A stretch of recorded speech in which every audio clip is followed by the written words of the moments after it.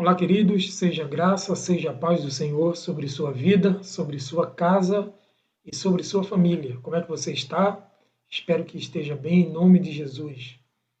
Falando ainda sobre temperamentos controlados, essa série de reflexões maravilhosas, hoje nós iremos falar sobre o segundo temperamento. Falamos semana passada sobre o sanguíneo, que foi aí colocado como o apóstolo Pedro sendo um homem sanguíneo e que tinha algumas características, pontos fortes, tanto pontos fracos ou que poderia ser melhorados ou controlados. Hoje nós estaremos falando sobre o colérico, e esse colérico, o Tilan Raya, que é o escritor do livro Temperamentos Transformados ou Controlados, ele aponta como personagem principal o apóstolo Paulo. Mas antes eu gostaria que você, que ainda não conhece o seu temperamento, qual o tipo de temperamento que você tem, entre aí no site de busca, pode ir no Google lá e colocar nesse site de busca procurando medir o seu temperamento, qual a especificidade do seu temperamento.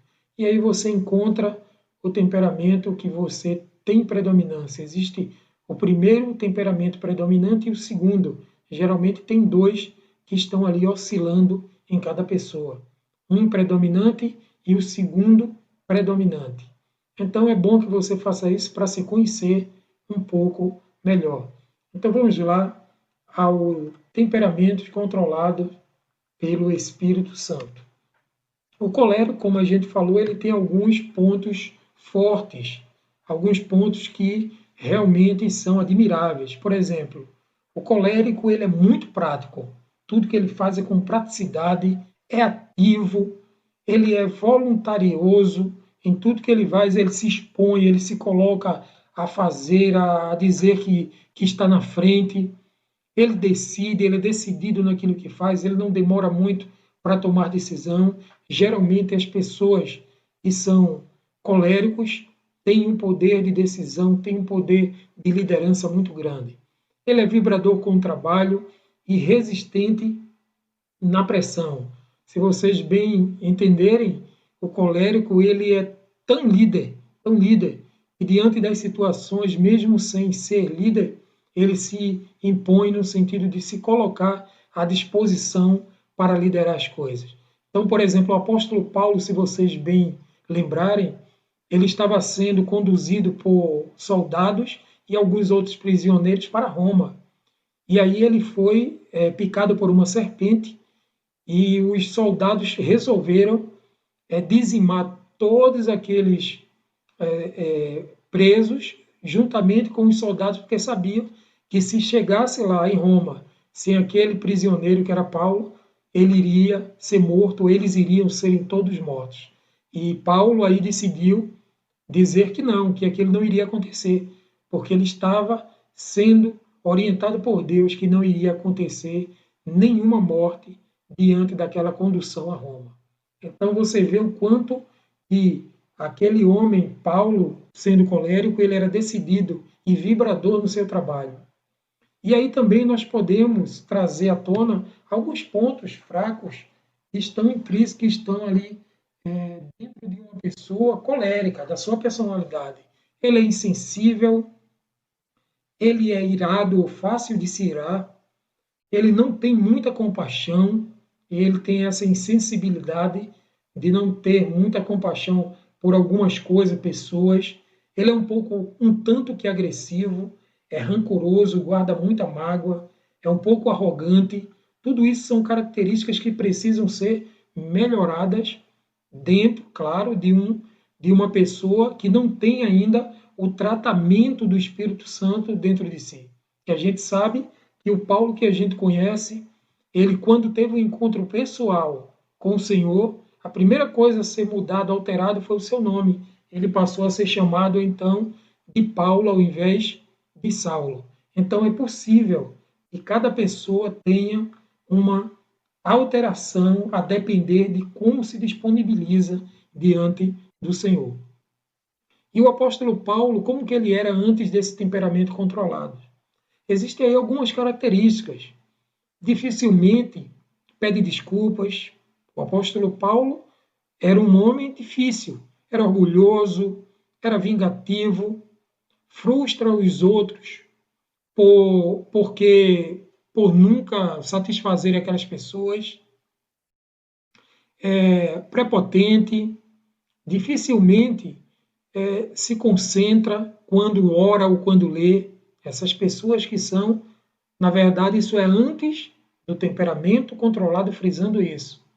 Profere declarações cruéis e sarcásticas, tende a ter úlcera porque guarda muita mágoa em seu coração, é capaz de tudo para atingir os seus objetivos. Então, é isso, irmãos. O colérico, ele tem esse momento, essa forma de lidar com as coisas e com a vida, porque não foi ainda temperado pelo Espírito Santo. Lembrando que temperamento tem a ver com tempero, né? Tempero é exatamente aquilo que você coloca na comida. Se você coloca sal demais dentro de uma comida, ninguém vai conseguir comer.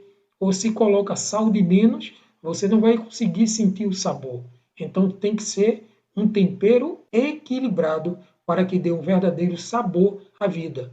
Mas aí eu reservei com os irmãos para a gente refletir sobre alguns textos bíblicos do apóstolo Paulo.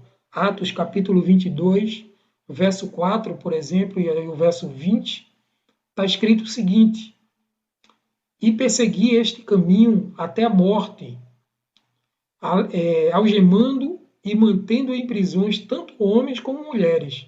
Isso era o apóstolo Paulo que fazia, ele perseguia, ele era um homem cruel, ele era um homem que não tinha compaixão. Lembra que a gente falou sobre as características que precisavam serem melhoradas? Era exatamente isso que Paulo seguia.